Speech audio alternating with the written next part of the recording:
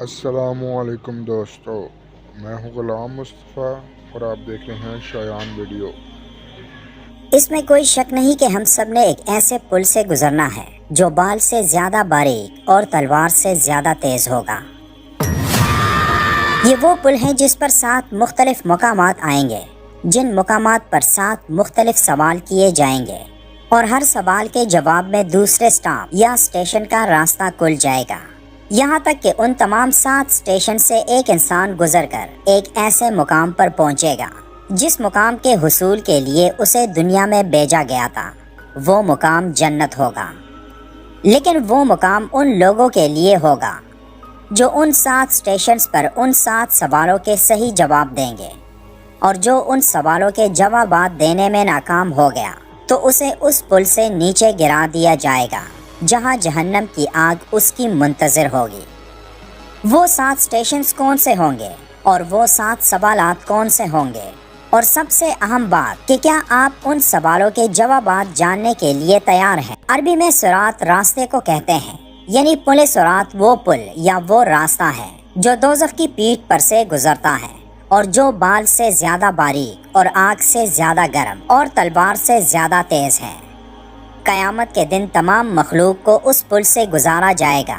جو اہل جنت ہوں گے وہ اپنے ایمان و عمل کے مطابق آسانی یا پریشانی کے ساتھ پل پر سے گزر کر جنت میں چلے جائیں گے، اور جو اہل دوزخ ہوں گے وہ اس پر سے گر کر دوزخ میں جا پڑیں گے۔ ایمان والوں کے لیے بال سے باریک وہ پل ایک خوبصورت وادی میں تبدیل ہو جائے گا جہاں وہ بغیر کسی پریشانی کے گزر کر جنت کے دروازے تک پہنچ جائیں گے۔ اہل ایمان کو ان کے عمل کے مطابق نور عطا کیا جائے گا جس کی روشنی میں وہ اس پل کے راستے کو طے کریں گے۔ ان میں سے بعض سوار ہو کر اور دوڑنے کے برابر ہو جائیں گے، بعض گھٹنوں کے بل اور بعض سرین کے بل رینگتے ہوئے جائیں گے۔ نبی اکرم صلی اللہ علیہ وآلہ وسلم نے فرمایا، میں نے ایک رات عجیب معاملات دیکھے، ان میں سے ایک یہ بھی تھا کہ میں نے اپنے ایک امتی کو دیکھا جو پل صراط پر کبھی گھسٹ کر چل رہا تھا اور کبھی گھٹنوں کے بل چل رہا تھا۔ اتنے میں وہ درود شریف آیا جو اس نے مجھ پر بھیجا تھا، اس نے اسے کڑا کر دیا یہاں تک کہ اس نے پل صراط کو پار کر لیا۔ پل صراط کی مسافت آخرت کے سالوں کے حساب سے 3000 سال ہے۔ ایک روایت میں یہ بیان کیا گیا ہے کہ دوزخ پر 7 پل ہیں اور ہر پل کے درمیان 70 برس کی مسافت جتنا فاصلہ ہے، اور ہر پل تلوار کی دار جتنا تیز ہے۔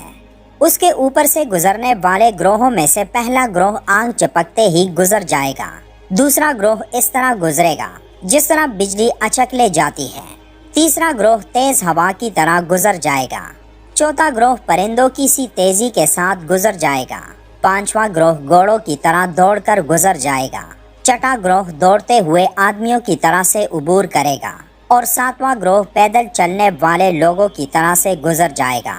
ان سب کے بعد آخر میں ایک گروہ وہ باقی رہ جائے گا۔ جب انہیں گزرنے کے لیے کہا جائے گا تو وہ اپنے پاؤں پل صراط پر رکھیں گے، مگر ان کے پاؤں لرزنے لگیں گے، چنانچہ وہ گھٹنوں کے بل چلنے لگیں گے اور دوزخ کی آگ کی چنگاریاں ان کے پاؤں اور پونس تک پہنچیں گی۔ تب وہ لوگ پیٹ کے بل گھسیٹے چلیں گے، پھر ہاتھوں کے ذریعے پل کے ساتھ لپٹ جائیں گے، آگ بھی ان سے لپٹ جائے گی۔ تب آگ سے چھٹکارا پانے کے لیے وہ پیٹ کے بل گھسٹنے لگیں گے یہاں تک کہ دوزخ کو عبور کر لیں گے۔ عبور کرنے کے بعد پلٹ کر دوزخ کی طرف نگاہ دوڑائیں گے اور کہیں گے کہ جس اللہ نے دوزخ سے ہمیں پار کرا دیا وہی پاک ذات ہے۔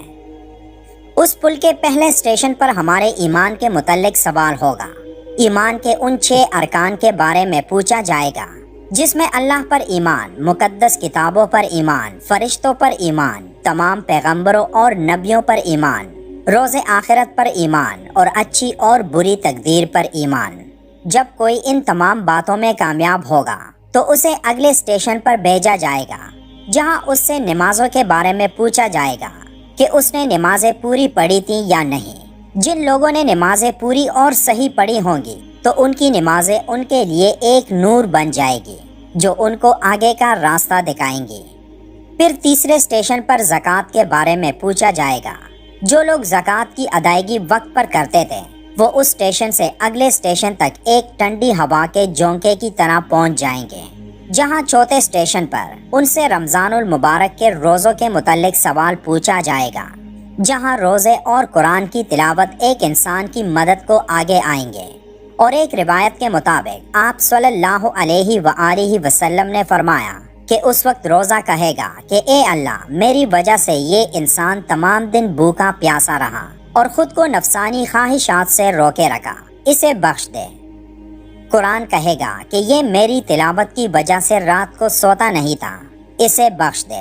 اور تب اللہ اس انسان کی بخشش کر کے اسے اگلے اسٹیشن پر بھیج دے گا، جہاں اس سے حج کے متعلق سوال کیا جائے گا۔ اور اس اسٹیشن پر کامیابی کے لیے ہر اس مسلمان پر لازم ہے جو جسمانی اور مالی لحاظ سے قابل ہو، تو اسے اپنی زندگی میں کم از کم ایک بار حج کرنا چاہیے۔ یہاں سے بھی کامیابی پر وہ انسان چھٹے اسٹیشن پر پہنچے گا، جہاں اس سے وضو اور غسل کے متعلق سوال ہوگا، جس کے ذریعے ایک انسان پاک صاف ہو کر اللہ کی عبادت کے لیے تیار ہوتا ہے۔ اس لیے ضروری ہے کہ کم عمری میں ہی بچوں کو وضو اور غسل کے بارے میں آگاہی دی جائے، تاکہ وہ قیامت کے دن پل صراط کے اس چھٹے اسٹیشن پر کامیاب ہو کر ساتویں اور آخری اسٹیشن پر پہنچ سکے، جہاں اس سے لوگوں کے حقوق کے بارے میں سوال ہوگا۔ اس سوال کا جواب ہمارے اپنے والدین، ہمارے بڑوں، ہمارے بچوں، پڑوسیوں، دوستوں اور رشتہ داروں سے ہمارے سلوک پر منحصر ہوگا کہ ہم ان سے کس طرح سلوک کرتے ہیں۔ اگر کوئی دوسروں کا حق کھاتا ہو، چوری کرتا ہو، ڈاکے ڈالتا ہو، گالیاں دیتا ہو، غیبت کرتا ہو، تو ان لوگوں کے لیے یہ آخری مرحلہ انتہائی سخت ہوگا اور وہ اسے پار نہیں کر پائیں گے۔ لیکن جو لوگ اس آخری سوال کا بھی صحیح جواب دیں گے تو وہ اس مقام پر پہنچ جائیں گے جہاں حضرت محمد صلی اللہ علیہ وآلہ وسلم ان کے سامنے ان کے انتظار میں موجود ہوں گے اور ان کو خوش آمدید کہیں گے، جہاں ان لوگوں کے لیے پانی کے 2 چشمے ہوں گے جن کے کنارے ہیرے جواہرات سے بنے ہوں گے۔ وہ لوگ ایک چشمے میں نہائیں گے اور دوسرے سے پانی پئیں گے، تب وہ جنت کے دروازے پر پہنچ جائیں گے، جہاں فرشتے ان کے استقبال کے لیے موجود ہوں گے، اور وہ جنت میں قدم رکھ کر ایک نا ختم ہونے والی زندگی میں داخل ہوں گے۔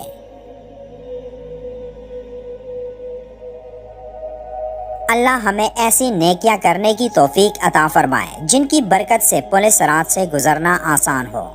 ویڈیو کے آخر میں ایک بار درود شریف پڑھنا مت بھولیے گا۔ اگلی ویڈیو تک اللہ حافظ۔